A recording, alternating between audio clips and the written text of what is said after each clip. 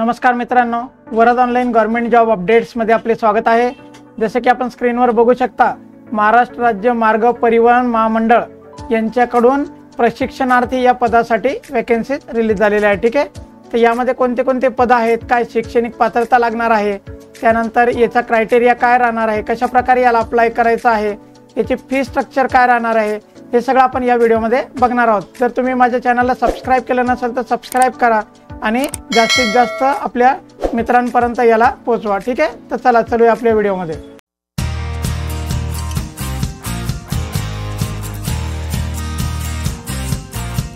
मित्रांनो, आपण इथे महाराष्ट्र राज्य मार्ग परिवहन महामंडळ याच्या माहिती पत्रकावर पोहोचलेलो आहोत।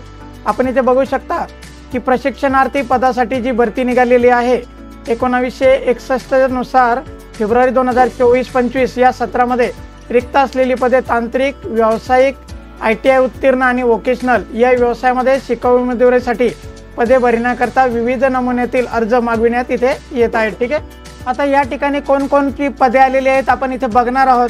त्यामध्ये सर्वप्रथम आहे अभियांत्रिकी पदवीधर किंवा पदविकाधारक, म्हणजे ज्याचं ग्रॅज्युएशन अभियांत्रिकीमध्ये पदवी कंप्लीट झालेली आहे किंवा डिप्लोमा कंप्लीट झालेला आहे, ते इथे पात्र राहणार आहे। पदांची संख्या 2 आहे।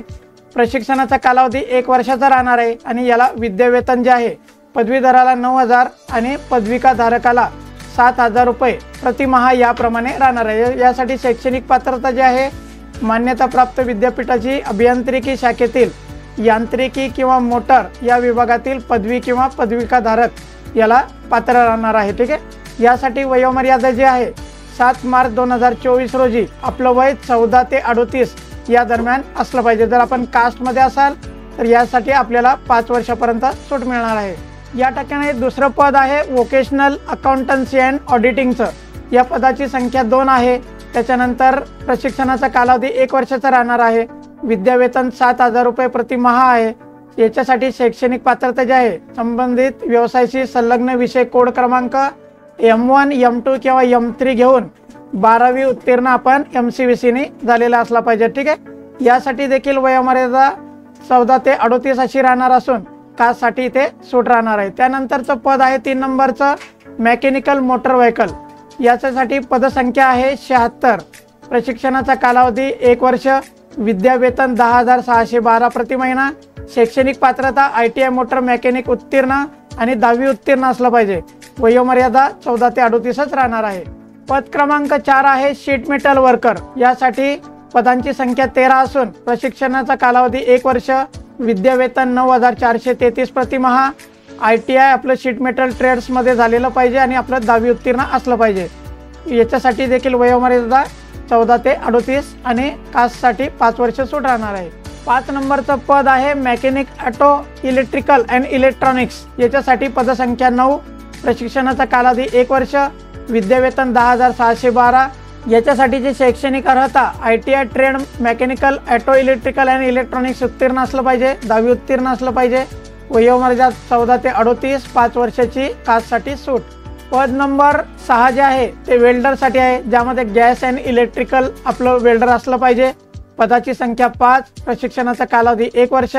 विद्यावेतन 9,433 प्रतिमाह। ITI वेल्डर गॅस अँड इलेक्ट्रिकल्समध्ये झालेलं पाहिजे, 10वी उत्तीर्ण पाहिजे। वयोमर्यादा 14 ते 38 असणे गरजेचे आहे आणि कास्टसाठी 5 वर्ष सूट राहील। पद क्रमांक 7 जे आहे ते पेंटर जनरल आहे। 2 पदसंख्या राहणार आहे। प्रशिक्षणाचा कालावधी 1 वर्षाचा। विद्यावेतन 9,433 प्रतिमाह। ITI पेंटर जनरल झालेलं पाहिजे, 10वी उत्तीर्ण पाहिजे। वयोमर्यादा 14 ते 38 आणि कास्टसाठी 5 वर्ष सूट। पद क्रमांक 8 पदाचं नाव मेकॅनिकल डिझेल। पदसंख्या 11। प्रशिक्षणाचा कालावधी 1 वर्ष। विद्यावेतन 9,433 प्रतिमाह। ITI मेकॅनिक डिझेल उत्तीर्ण पाहिजे, 10वी उत्तीर्ण पाहिजे। वयोमर्यादा 14 ते 38। पद क्रमांक 9 पदाचे नाव इलेक्ट्रॉनिक्स मेकॅनिक। पदसंख्या 5। प्रशिक्षणाचा कालावधी 1 वर्ष। विद्यावेतन 10,612। शैक्षणिक पात्रता ITI ट्रेडमध्ये इलेक्ट्रॉनिक्स मेकॅनिक उत्तीर्ण पाहिजे, 10वी उत्तीर्ण पाहिजे। वयोमर्यादा 14 ते 38च आहे। पद क्रमांक 10 जे आहे mechanic repair and maintenance of heavy vehicles.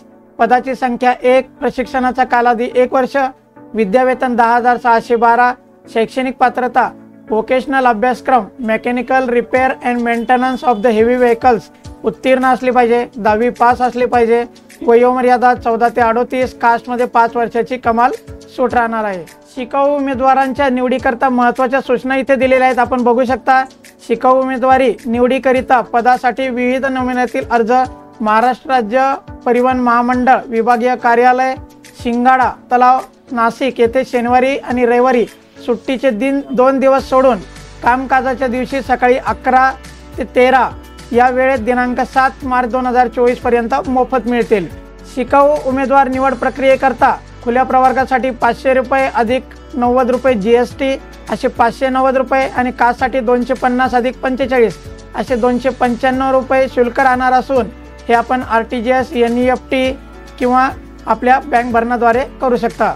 मित्रांनो, या ठिकाणी आपण राज्य मंडळाचे बँक खात्याचा तपशील बघू शकता। बँकेचे नाव स्टेट बँक ऑफ इंडिया, बँकेचा पत्ता जुना आग्रा रोड CBS मुख्य शाखा नाशिक, खात्याचं नाव आपण इथे बघू शकता। त्यानंतर खाते नंबर दिलेला आहे, IFSC कोड दिलेला आहे। या ठिकाणी या ॲड्रेसवर किंवा या बँकेच्या पत्त्यावर आपल्याला हे पैसा भरणा करायचा आहे। जर विद्यार्थी मागासवर्गातील असेल तर त्याने नमुन्यातील सुधारित दाखल्याची प्रमाणित केलेली झेरॉक्स प्रत आपला फॉर्म घेतेवेळी इथे सादर करणे आवश्यक राहणार आहे।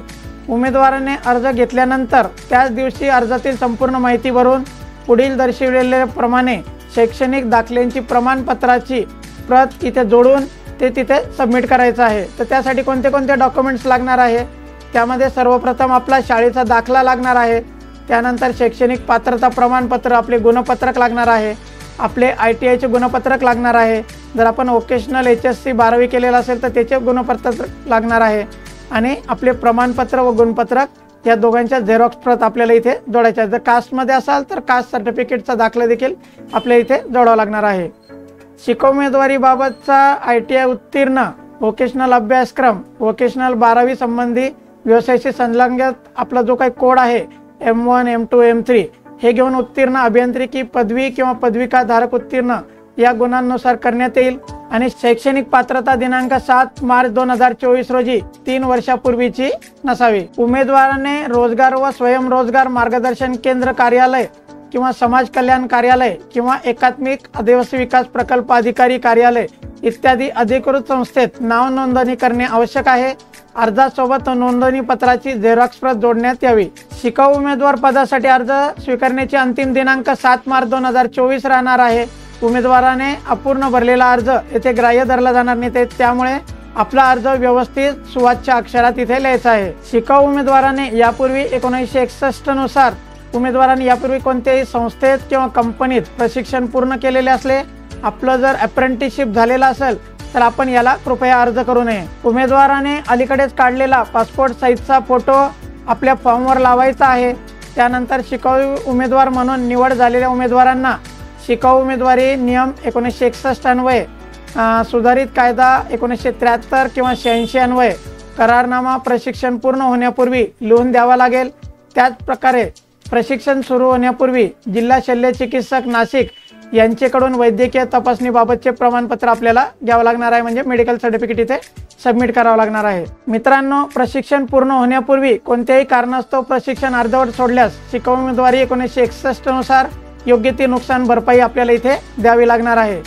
शिकाऊ उमेदवारी निवडीकरिता वरील व्यवसाय करता वयोमर्यादा 7 मार्च 2024 रोजी पूर्ण करणे आवश्यक आहे। मित्रांनो, आपण इथे अप्रेंटिसशिप करत आहात, याचा अर्थ आपण राज्य परिवहन महामंडळाचे कर्मचारी या सदस्य होता असं आपण कृपया समजू नये। आपल्याला फक्त 1 वर्षासाठीची अप्रेंटिसशिप इथे करावी लागणार आहे। तर या प्रकारे संपूर्ण माहिती आपण इथे बघितली। याच प्रकारच्या माहितीसाठी माझ्या चॅनल बरोबर बनून राहा, सबस्क्राईब करा, जेणेकरून आपल्यापर्यंत योग्य आणि अचूक माहिती मिळत राहील। ठीक आहे मित्रांनो, धन्यवाद।